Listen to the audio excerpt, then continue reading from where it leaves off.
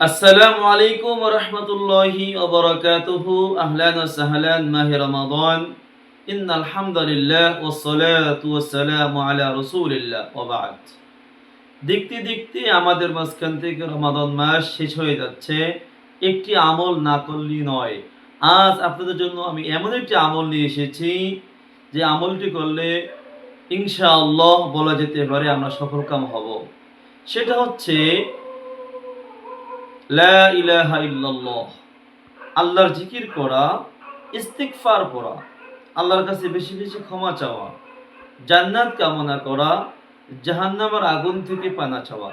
এই চারটি কাজ, এই চারটি আমল আমরা কিভাবে একটি দোয়ার মাধ্যমে আমরা আমল করতে পারি সেটা হচ্ছে আমরা যদি এভাবে বলি লা ইলাহা ইল্লাল্লাহ, আস্তাগফিরুল্লাহ, আল্লাহুম্মা ইন্নী আসআলুকাল জান্নাহ ওয়া আউযু বিকা মিনান নার। লা ইলাহা ইল্লাল্লাহ, এটা আল্লাহর নামে জিকির করা, কালিমা তৈয়্যিবা, এটা আমরা জিকির করতে পারি লা ইলাহা ইল্লাল্লাহ বলে।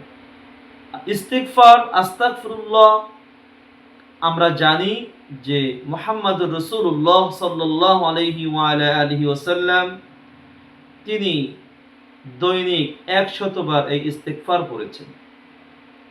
আল্লাহর নবী সাল্লাল্লাহু আলাইহি ওয়া আলা আলিহি ওয়াসাল্লাম তিনি মাসুম ছিলেন, তার জীবনে কোনো অপরাধ ছিল না, তার জীবনে কোনো গুনাহ ছিল না, তারপরও তিনি এই ইস্তিগফার দৈনিক 100 বার করেছেন।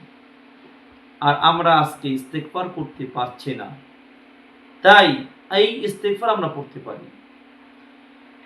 আল্লাহুম্মা ইন্নী আসআলুকাল জান্নাহ, আমরা বেশি বেশি জান্নাত কামনা করি, জান্নাত চাই। ওয়া আউযু বিকা মিনান নার, অথবা ওয়া নাউযু বিকা মিনান নার, আমি জাহান্নামের আগুন থেকে পানা চাচ্ছি, আমরা সবাই মিলে জাহান্নামের আগুন থেকে পানা চাচ্ছি।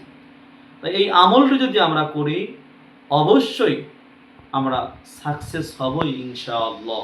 আমি আবার বলছি লা ইলাহা ইল্লাল্লাহ, আস্তাগফিরুল্লাহ, আল্লাহুম্মা ইন্নী আসআলুকাল জান্নাহ ওয়া আউযু বিকা মিনান নার।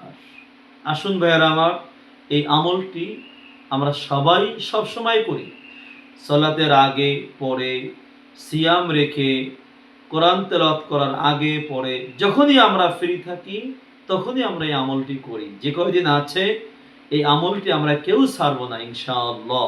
আল্লাহ তাআলা আমাদের সকলকে এই আমলটি করার তৌফিক দান করুক। ওয়া আখির দাওয়ানা আনিল হামদুলিল্লাহি রাব্বিল আলামিন। ওয়াসসালামু আলাইকুম ওয়া রাহমাতুল্লাহি ওয়া বারাকাতুহু।